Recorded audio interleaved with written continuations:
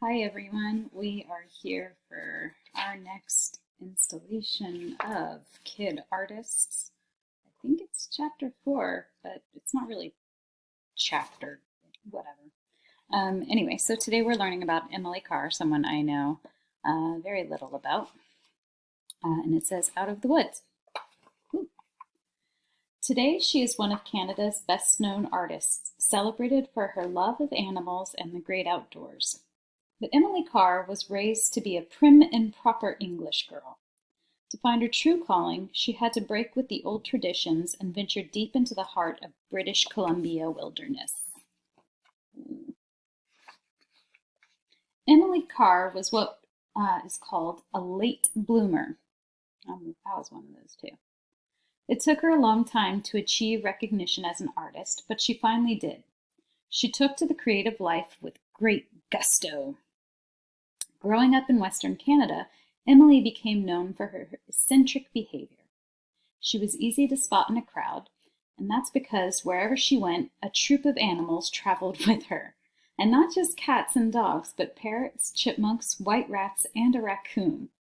One of her pets became something of a local celebrity. It was a Javanese monkey whom she named Woo, after the noise it made. As an adult, Emily was known to wheel Woo around in an old baby carriage. All right, I have a lot of feelings about that. I'm going to keep them to myself. But I think I'm at a point where I might be wheeling my cats around in a carriage. We'll find out.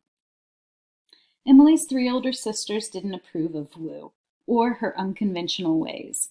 But that didn't bother Emily. She never let the opinions of other people stop her from being true to herself. That's good. Emily may have been a rebel Emily may have been a rebel at heart, but her staid upbringing was that of a well-mannered British schoolgirl. Her father, Richard Carr, get away, Nat! Her father, Richard Carr, was born in England and remained proud of his heritage. He chose to settle his family on Canada's Vancouver Island, a colony of Great Britain, so they could continue to practice the English customs they loved so much. The second youngest of 9 children, Emily grew up in a stately mansion, complete with an English garden. The house was a 5-hour ferry ride to the Canadian mainland, so the Carrs may as well have been living in the centre of London for all Emily knew. Because their mother was in poor health, the children's day-to-day needs were tended to by servants, including an Indian washerwoman named Mary and a Chinese cook named Bong. Your banana split, my lady? Thank you kindly. Richard Carr was a successful grocer. I can't talk today. Was a successful grocer who ran the household with military precision. When father commanded, everybody ran, Emily later recalled. He had all sorts of rules to be obeyed, especially at meal times. For dinner, Miss Carr forbade Bong from serving a roast that weighed less than 10 pounds. At breakfast, he insisted that the children's bread be topped with butter or jam, but not both. I vote both. Only on Sundays did he allow them to sample the 2 spreads together. Ooh. Emily's older sister Edith acted as the enforcer of household edicts. We're using a lot of weird words in this one today, you guys. I'm sorry. Every evening at exactly 6 o'clock, she ordered Emily to collect all her toys, put away her dolls, wash her face, and put on clean clothes in time for their father's arrival home from work. If any friends from the neighborhood were in the house, they quickly scurried for the door. Here he comes! Ah! Run for it! At first, Emily didn't question her father's rules. As she grew older, however, she began to rebel against the limitations he placed on her. She also resented Edith's zeal and I'm not going to start this over. We're just going to go through it. Let me try that again. She also resented Edith's zeal and meting out punishment for disobedience. I've never heard that word used, meting. M-E-T-I-N-G. With her father often away on business trips and her mother confined to a sickbed, Emily sought refuge in the two things she loved best, art and nature. She had learned to draw at an early age. When she was 8 years old, she completed her first successful sketch, a portrait of the family dog. I sat beside Carlo's kennel and stared at him for a long time, she later remembered. Then I took a charred stick from the grate, split open a large brown paper sack, and drew a dog on the sack. How about this pose? Sort of a Greek thing. So she took a brown paper bag, ripped it apart so she could use it as paper, and some charcoal. Maybe you could do that at home. Emily's straight-laced father recognized her artistic ability and encouraged her to pursue it. He built an easel out of branches from an old cherry tree and paid for her art lessons so she could develop her skills. But he began to have second thoughts when Emily got in trouble at school for drawing faces on her fingernails, among other transgressions. Always a mischievous child, Emily loved to play outdoors, and she loved animals too. Her family kept a barnyard full of cows and pigs, and she liked nothing better than to roll around in the mud with them. Sometimes she wore her best dresses on these mucky romps. This is Brownie. He's trying to get into the story time. I love your dress. You're too kind. Look at my hat. Other times she dressed starfish and myriad little creatures in doll clothes, just to see the look on her siblings' faces. I already read that part. Behind the Carr family's house was an acre of forest populated by hooting owls and croaking frogs. Emily loved to go exploring in the woods. She would pick up wild animals and bring them home. Her adopted family included ducks, chickens, and a baby crow. Beyond the forest lay the center of town, where Emily liked to sit on warm summer days and watch people pass by. Once she saw a group of prisoners heading to the city jail. All of the men were dressed in an identical outfit of checkered shirt, moleskin trousers, and a blue cloth cap.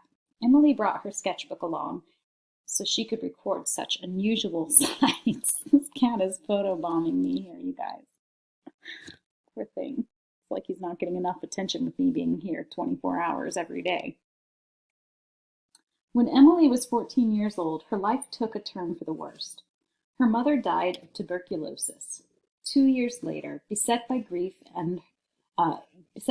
her father also passed away. Sad.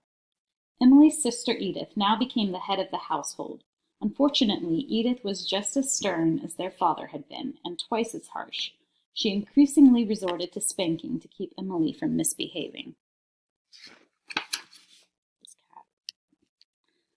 After one such punishment, Emily decided enough was enough. I'm almost 16 now, and the next time you thrash me, I shall strike back. She told Edith. That was the last time her sister dared to strike her. Fortunately, Emily could find some comfort with the animals she loved. The next time she felt like heading out into the woods, she mounted her horse Johnny. Johnny was a former circus pony who knew the local countryside almost as well as she did. Emily thought she was going for their usual canter through the forest, but the horse had other ideas. This time, Johnny set off on a gallop through the woods. Whoa! This way. There's Johnny. There's Johnny. He rode past the town and over the roadway until they had ventured into unknown territory. Then he slowed his pace, stopping now and again to sniff the bushes along the roadside. When he determined that the path was safe, Johnny pushed forward into the underbrush, forging trails through the greenery. The bushes closed up behind them, leaving horse and rider truly alone.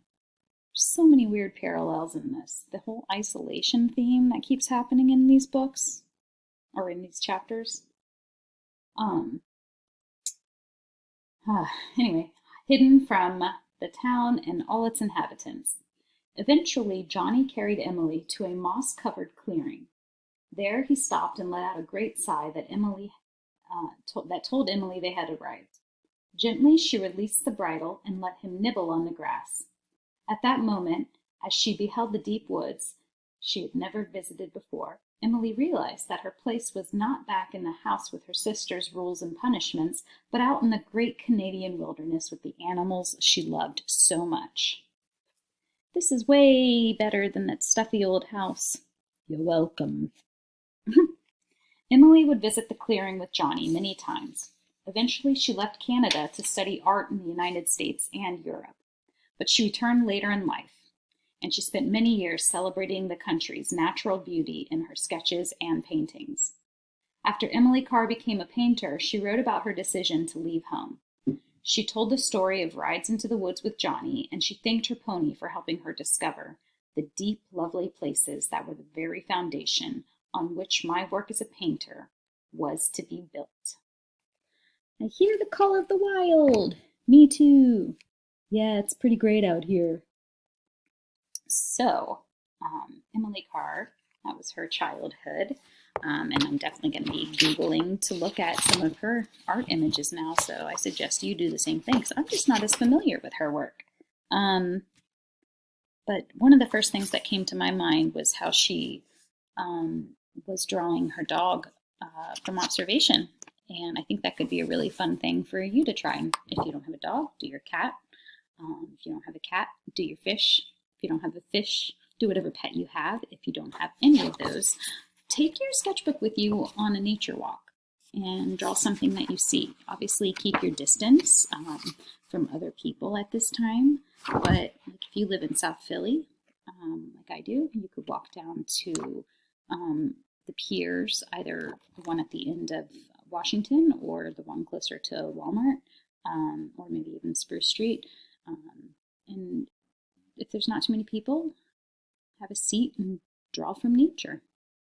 It's the closest right now that we can get to nature in our city life, I guess. And on another note, I got a package this morning with this lovely book, Swatch, which I actually have in my classroom library at school. I don't know who sent it. There was no note. It just showed up in a box on my doorstep today, and it was such a lovely surprise that someone out there must have been thinking of me to send me a book. So I will read this when we're done with our artists in here. And next week's tomorrow is George O'Keeffe's in our kid artist book, so I'll read that one tomorrow. But this one I will get to reading with you guys. It is one of my favorite stories, and I will be giving this book to our first art bingo winner. So if you've been following along with the art bingo on Google Classroom, I also posted it on the Facebook. Another art teacher made a wonderful art bingo, and I posted it for you all to do. So if you get 5 in a row, first person to get 5 in a row, I'm going to give you this book. It's a good one. Maybe I'll even write like a really sweet little note in there. So to whomever did send me this book, thank you so much. That was very kind of you. And I'm going to post a link, no pressure, of some other books I don't have in my art library. And if you're so inclined, you could send me a couple more books this way to read when I'm done with Kid Artist and Swatch. And I guess I'll put the link in the description. But yeah, the address will be connected to send it to me here at my house. All right. Miss you guys, and look forward to reading to you tomorrow.